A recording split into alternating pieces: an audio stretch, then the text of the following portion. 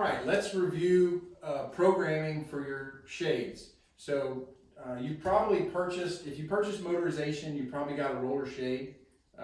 And our installers will program the shades so that they will operate on different channels, okay? If you have multiple shades, they may try to put all your shades on one channel. So one window could operate on channel 1, second window channel 2, third window channel 3, and then all the windows on channel 4 or 5, okay? When the shades move up and down, they don't always go at the same speed. So some may go a little faster or slower, that's normal. Most of you guys are purchasing rechargeable motors, and so the motor will last anywhere from 6 months to a year before it needs to be recharged.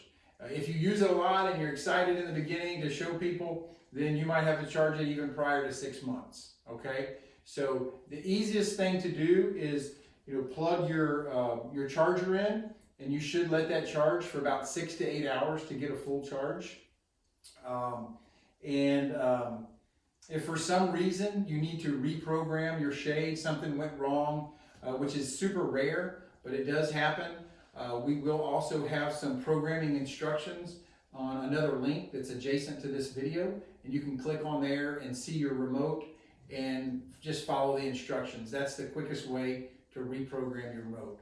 We don't have those memorized because there's so many different kinds out there, so we just follow the instructions. They've made it really easy nowadays. If you have any trouble, you can certainly call in, and then we could also give you the phone number to the manufacturer, and they can help you reprogram as well. So that's pretty much it for your motorized shades.